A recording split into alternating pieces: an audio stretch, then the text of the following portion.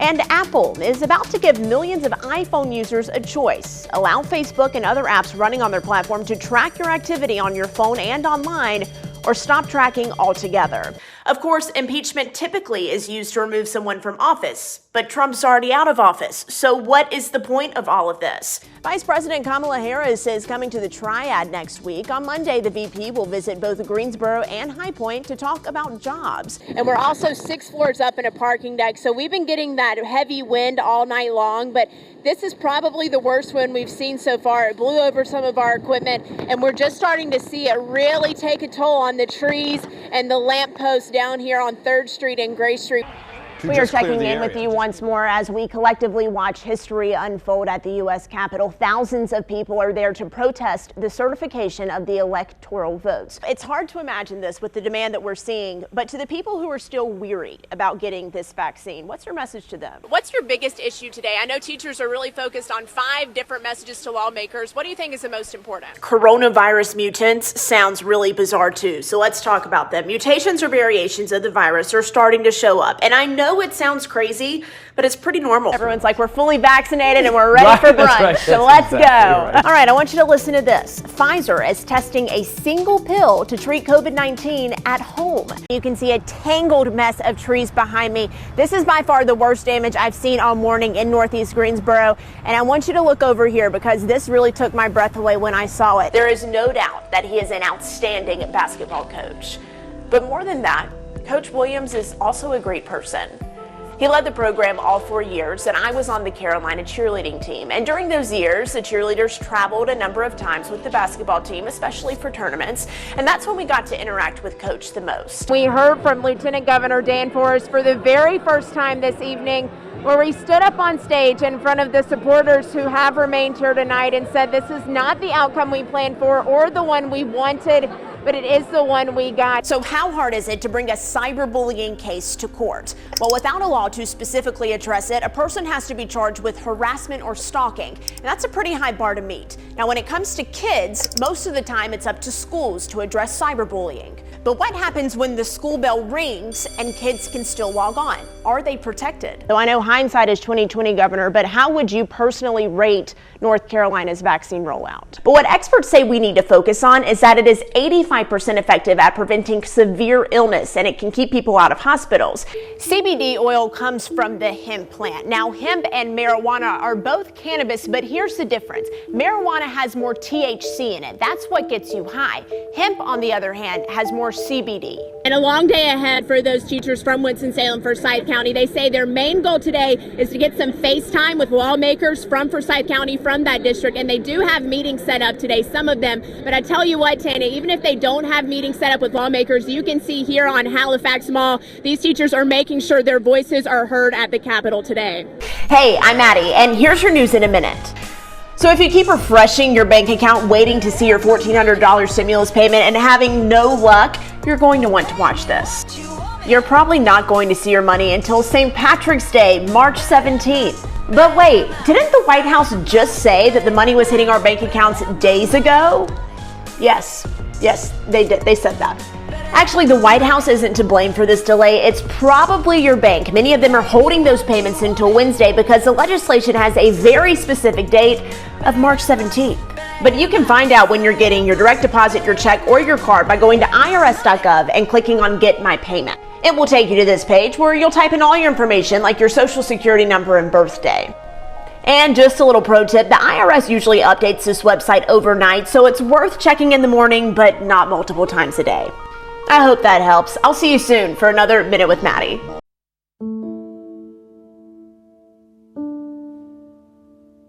It's time for my 2 cents. I had something completely different in mind for today, but this hit me this morning, and I feel like now is the moment to say something. If you haven't been taking this pandemic seriously, it's time to start. It's tough because some people don't believe it's real. They believe it's been made into something bigger than it actually is. People aren't wearing masks because they don't feel like it or because they think they don't need to. And some people are still getting together in large groups with no precautions in place simply because they think this is all hype. It's not. And even if you don't want to listen to the health experts or elected leaders, even if you don't believe the facts and the cold hard data that is coming out every single day about people who are in the hospital and even dying from this virus, listen to the families.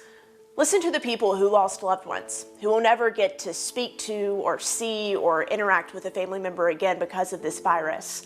People who didn't get to say goodbye to their dad, their brother, their grandma, their aunt because they died all alone in isolation with strangers around them. I know it's tough to hear. I know it might even be pointless for me to bark up this tree, but my heart is breaking for the people who have been left behind. And it's on me and it's on you to make sure no other family has to go through this.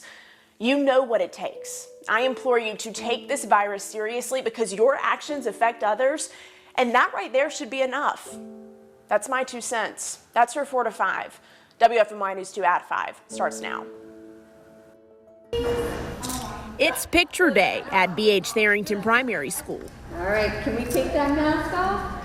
But this traditional snapshot captures an untraditional school year. Oh, look at that. So handsome. Each morning as students come to the front door, either off the bus or out of their cars. Principal Emily Niston walked me through the daily procedures of checking temperatures and screening students. Have they been exposed to COVID? Do they have any of the symptoms? So that's kind of their ticket in the front door. All 4 of the schools in the Mount Airy City District have had students in buildings since August. Well, we're excited to say that we have been back 10 weeks, 10 full weeks. And how many cases of COVID-19 has the school system had? So in that 10 weeks, we've had less than 5 that actually had someone in our building that would have contracted COVID at some point during those 10 weeks. In a school district with 1,700 kids and 350 learning remotely, that's a percent positive rate for in-person learning of 0.4%. And even if you had a higher percentage, you're still not even up to 1% of your entire population. And all of our cases have been our students since school started. No staff have been infected. There are much larger school districts in our state with tens of thousands of kids versus 1,700 here. Does that play into it, do you think? It's all about your percentage. What is the percentage of the spread in your community? What is the percentage in your school? What is the percentage in your district? So it's the same. We just have a smaller school district with less staff. So we're just a microcosm of an urban district. Superintendent Dr. Kim Morrison says school is the safest place for kids to be, and having them there will help lower the number of COVID-19 cases overall, especially with new health and safety precautions in place like masks at all times, spreading out kids in classrooms and hallways, and more cleaning. My personal philosophy is if you have all of your children back in school and you can get your adults back to work in safe, COVID-free environments, then that's 7.5 to 8 hours a day that they are occupied in a great way that is safe.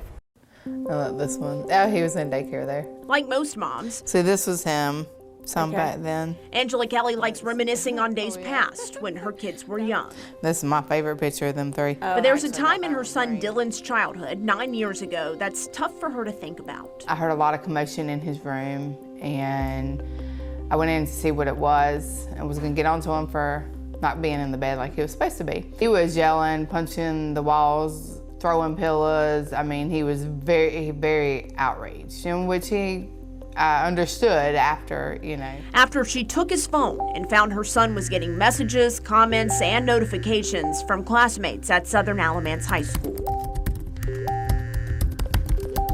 The next morning, she went to authorities. I took a huge file of the printouts from Facebook. It was for days. It was, I really felt like I was gonna come home and find him dead one day. And I said, something's gotta be done. 5 of Dylan's classmates were charged, convicted, and sentenced under North Carolina General Statute 14-458.1, a cyberbullying and online harassment law. But the case did not stop there. It went all the way to Supreme. One of the defendants, Robert Bishop, appealed the decision again and again until 2016, when the Supreme Court of North Carolina said the law violated the First Amendment. The problem that the Supreme Court had with the statute, just on its face, on what it said, not so much on what the students in the case actually did. They said that the language of the statute, the way that the statute defined cyberbullying, the court said that that language is just too broad for the criminal law to kick in. The court struck that cyberbullying law from the books.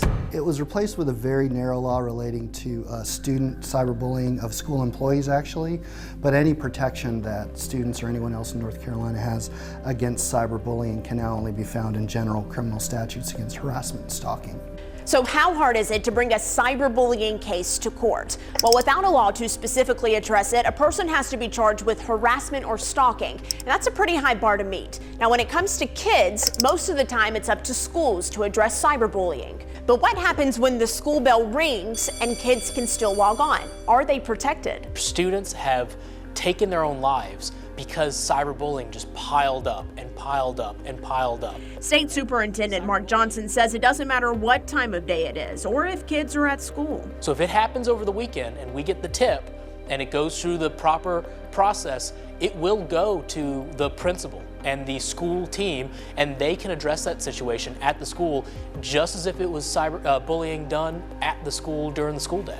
To be clear, addressing the situation doesn't necessarily mean punishment or consequences, and it's up to someone to report the bullying in the first place.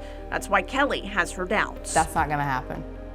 It's not gonna happen. She never expected Dylan's case to go all the way to the highest court in the state or be the reason a law was removed, but she doesn't regret taking action. I'm just thankful that my son didn't hurt himself.